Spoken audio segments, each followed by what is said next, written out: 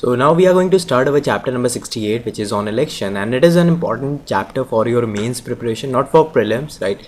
And if you want the PDF of this particular lesson, you can contact me on Facebook. The link will be given in the info section, and you can also add me there.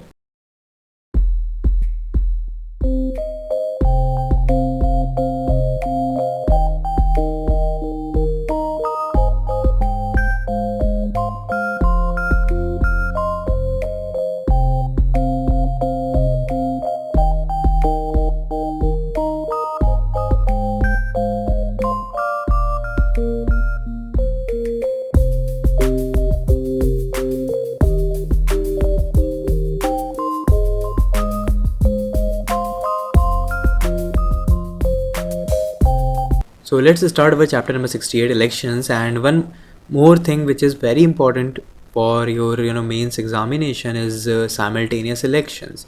It is a burning issue, it is a current issue, and you must prepare simultaneous elections very well. I will also going to discuss an Hindu editorial based on this particular topic, but try to write answers on simultaneous elections and try to frame as many questions as you can on this particular topic, right?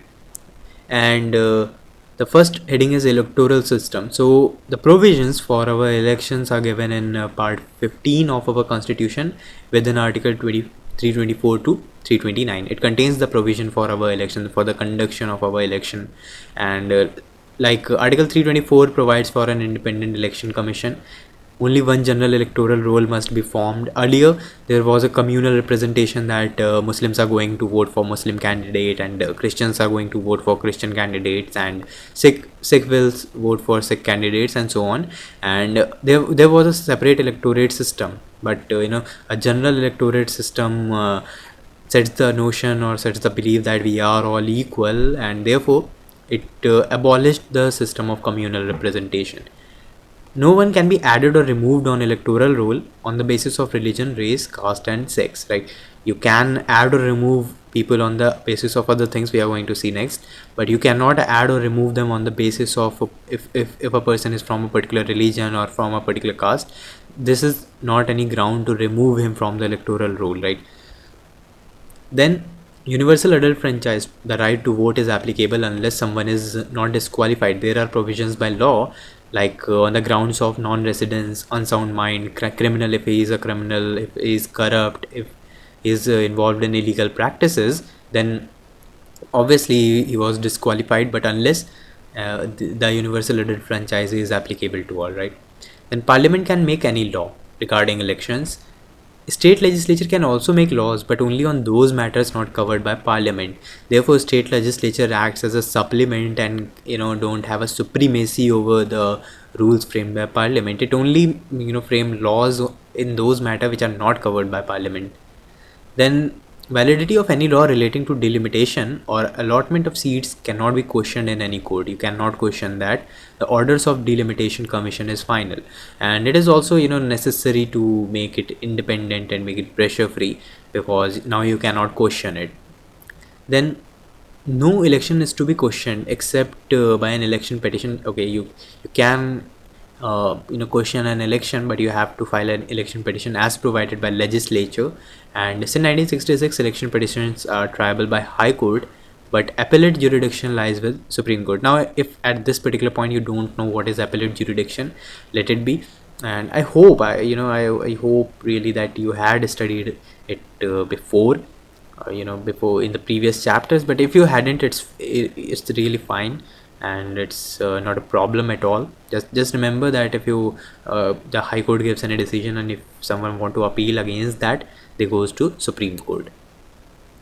Then Article 323B empowers legislature, whether parliament or a state legislature, to establish a tribunal for election disputes. If there are election disputes and someone don't want to go to court at first, they can go to a tribunal, which was obviously set up by a parliament or a state legislature. And so far no tribunal has been established, right?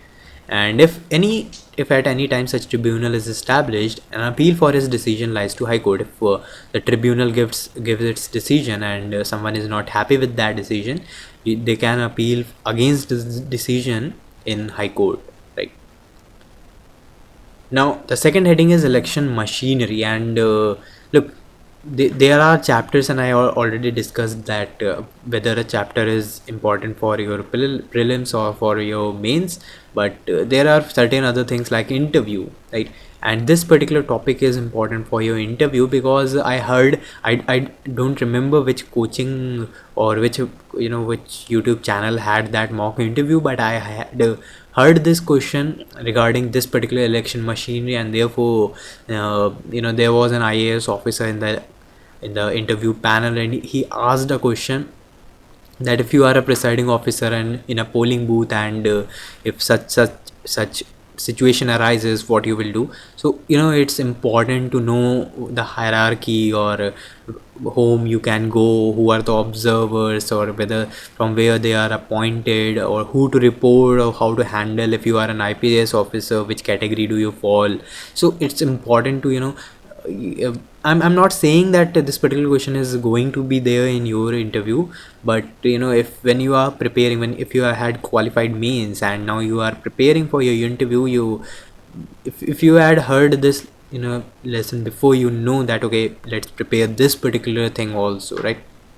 So in election machinery, there are certain divisions, like at national level, then come state, then come district, then comes constituencies, and then at the end there are polling booths. Number of polling booths are there in a particular constituency, and in a district there are number of constituencies.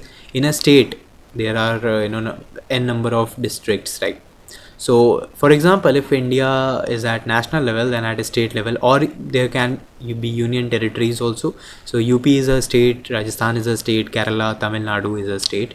Then within a state, right, there are districts like Lucknow is a district, Jhansi is a district, Gwalior is a district, right, Rewa is a district. So all these things are various districts within a state. And then at a district, a particular district is also divided into number of constituencies, like Lucknow East, Lucknow West, etc. And then in a particular constituency, there are various or n number of polling booths. For example, XYZ school, or say ABC school, or some community center. So there are a number of polling booths, right? So this is a division of the whole system. And if you now go to the appointments of or the officers at various level, then again we had divided into national level, state level, district level, constituencies, and polling booth. And at national level there is Election Commission of India, and it contains one chief election commissioner and two election commissioners appointed by president. So there are 3 person, one chief election commissioner, and the second, and two other election commissioners, right? Then when we go to state level, there is a CEO, and it is abbreviated as chief electoral officer. Then at district level, when we go to district level, and for example, if UP is a state, Lucknow is a district, so the officer at Lucknow level is called as DEO, or it is district election officer. So now see the difference in name.